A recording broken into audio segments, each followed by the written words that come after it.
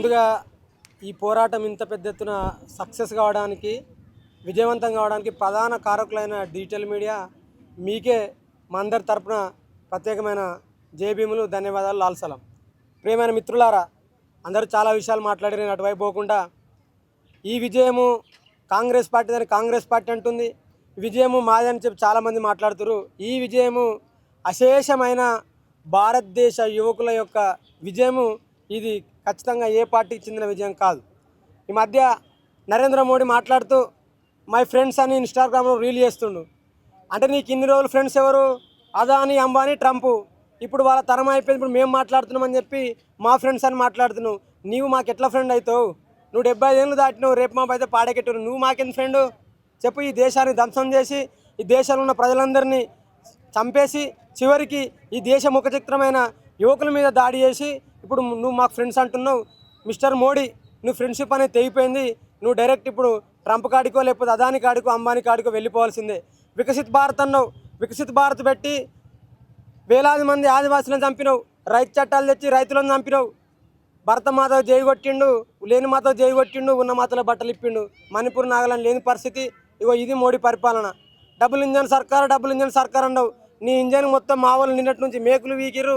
నీ ఇంజన్ ఎక్కడెక్కడ నరికి ఒకటి బంగాళాఖాతంలో, ఒకటి ఆ సముద్రంలో, నదులలో నీ ఇంజన్ మొత్తం పడేసిరు. నువ్వేడున్నావు మోడీ చెప్పు?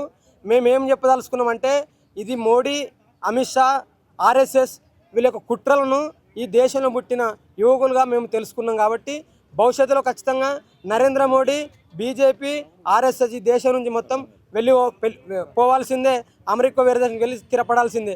మా వాళ్ళ విద్యార్థి సంఘం ఉంటుంది. తెల్లారులేసే రోడ్ల మీద పట్టుకొని జెండలు పట్టుకొని ఆ స్కూల్ మూస్తా ఈ స్కూల్ ముట్టాం మాట్లాడేటోళ్ళు. మరి మీ వాడు 90,000 పైన స్కూల్లో మొత్తం కూర్చుండు. మరి మీరెందుకు మాట్లాడరు?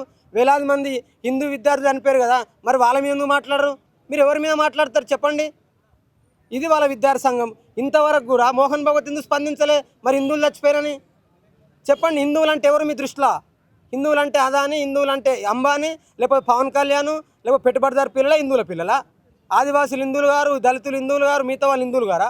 కాబట్టి కుట్రలు మొత్తము భారతదేశంలో యువకులు మేము అందరం చూసినాం. కాబట్టి మోడీ ప్రభుత్వాన్ని గద్దెనింపనీకి మేము బయలుదేరినాము. ఆయన డబుల్ ఇంజన్ సర్కిల్ ఒక ఇంజన్ ఇలా పడిపోయింది. ఇక మిగతా ఇంజన్లు రేపో మాప భవిష్యత్తులో ఉన్న ఇంజన్లు కూడా పడిపోతాయి. కాబట్టి మోడీ ఇంజన్ మొత్తం బంద్ అయ్యేంత వరకు మా పోరాటాన్ని కొనసాగిస్తామని మేము తెలియజేసుకుంటూ, మా మధ్య ఒక జోకర్ ఉండాల మినిస్టరు, ఆయన సెంట్రల్ మినిస్టర్, ఆయన మాట్లాడుతూ మీ రాష్ట్రంలో లీక్ కాలేదా? మా దగ్గర లీక్ అయినా, అరే పిచ్చోడ వాళ్ళ దగ్గర లీక్ అయినా మిమ్మల్ని అధికారులు తెచ్చినాం. మరి మీరు లీక్ చేసిరంటే మీరు మళ్ళీ వస్తారా చెప్పు?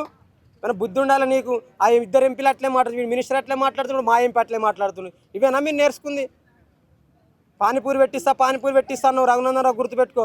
నీకు భవిష్యత్తులో మా వాళ్ళు అంతా పానీపూరి పెట్టిస్తారు మా మెదకులో. అడ్డ చూసుకో మంచిగా. మేమే మనిషికి 10 రూపాయలు చెందేసుకొని పానీపూరి పెట్టిస్తాం, ఆడ నువ్వు అమ్ముకో.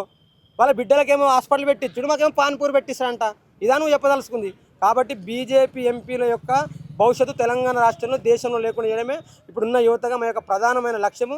ఇంతటితో ఉద్యమం ఆగిపోలేదు, ఇప్పుడే ఉద్యమం స్టార్ట్ అయింది. ఈ భవిష్యత్ బీజేపీ విముక్తి భారత్గా మేము అందరం అటువైపు అడుగులేస్తాం. బాను, నువ్వు క్వశ్చన్ అడతావా?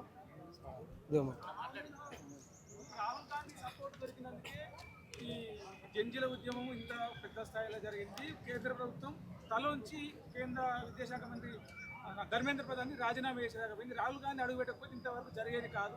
ఇంకా కొన్ని రోజులు టైం పట్టేది అంటున్నారు. పాపము మీకు అర్థమైంది, అర్థం కాలేదు, నాకైతే అర్థమైంది. అసలు రాహుల్ గాంధీకి రేవంత్ రెడ్డి సపోర్టే లేదు.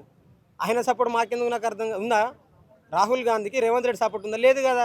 మరి మా సపోర్ట్ ఆయన నిన్నగాక మొన్న వచ్చింది కదా, అంత ముందుకు రాలే కదా రాహుల్ గాంధీ. అంటే ఉద్యమము ఉధృతం కాగానే మా అకౌంట్లో అనుకుంటారు. ఖచ్చితంగా ఇది ఎవరిది కాదు, ఇది దేశంలో ఉన్న యువకులది, దేశంలో ఉన్న విద్యార్థుల విజయంగా మేము పరిగణిస్తాం.